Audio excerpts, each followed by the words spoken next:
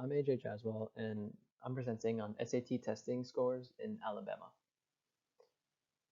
So, for some background, SAT is a standardized test that's administered to all students in the United States. Um, for this presentation, I'll just be focusing on Alabama. Now, these scores are sorted throughout the data set based on income, gender, and GPA.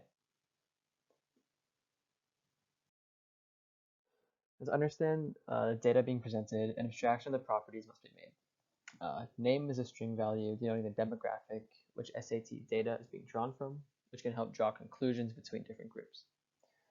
Math is an integer value that shows the average scores of students in the SAT math section and can be used to compare scores across different demographics.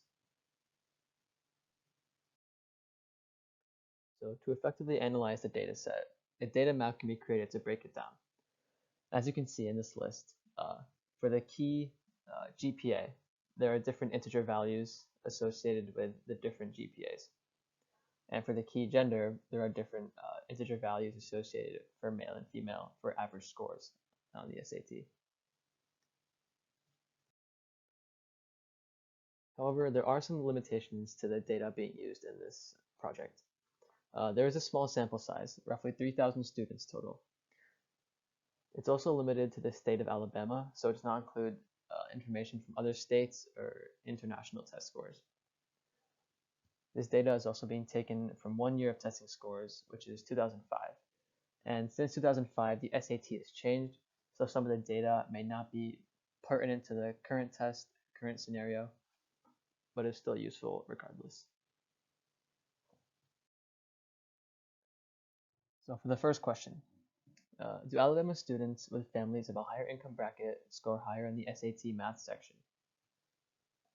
And for this question, I created a bar graph using Python. Now, this bar graph shows that students of families with higher income brackets do actually, in fact, score higher on math on average.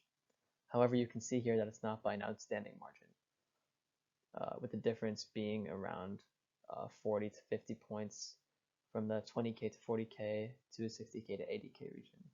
And a similar figure can be seen to the over 100K bracket.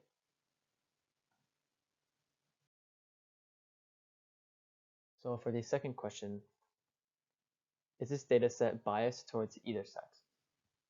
Now, I chose this question because as I was looking through the data set and making my abstraction and mapping out the data, I noticed that the scores seem to be biased pretty heavily towards male test takers. It seemed that they were scoring higher in basically every section and on a higher average count. So in order to find out why this is the case, I created a pie chart, and I did discover that there are more females than males present for this data set. So while the data could be offset by this, the difference is not necessarily large enough to change most of the figures present. And I say most as there are a few figures that are only separated by a few points or a few different people possibly. So in those certain areas, it could be an issue. And it should also be noted that out of the 3,000 students, 55 students either did not mark down their gender or not have an option present for their gender. And this could also offset some of the data being shown.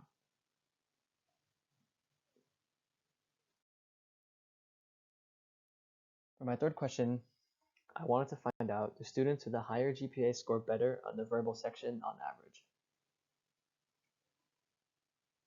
And as you may expect, uh, students with a higher GPA do in fact score higher. In fact, as you can see here, there's a direct correlation from a high GPA to high SAT verbal scores.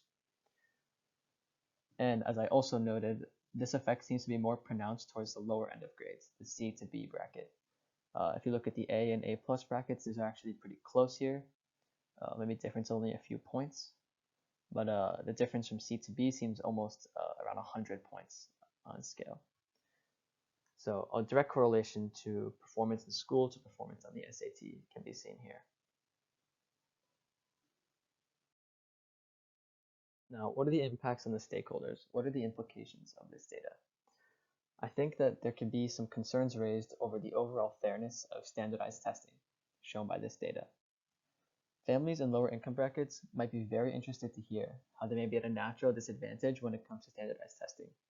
as fewer resources may be offered, and students in these income brackets may have less opportunities overall. Test administrators and regulators may also be concerned with the propensity for wealthier students to perform better, as some scores may be attained in unethical ways, as we have seen earlier this year. While I do believe that these are fringe cases and may not represent this bracket as a whole, I do think that it is something that these administrators should be concerned about and could possibly have an impact on these figures we're seeing. I also believe that students would take interest in the fact that higher GPA students perform better on the SAT. As I have noticed in my time in high school that students will tend to take the SAT very seriously compared to their schoolwork, which they may treat as much lighter work. So I think that students who know about this beforehand may take their schoolwork far more seriously and do better on the SAT. Lastly, I think schools may want to consider the students of different genders may also be at an advantage or disadvantage compared to each other. As shown before, male students were performing better, even though there were more female students present for this SAT. And while I do think that these will even out over the years, I think it's something that should be looked into.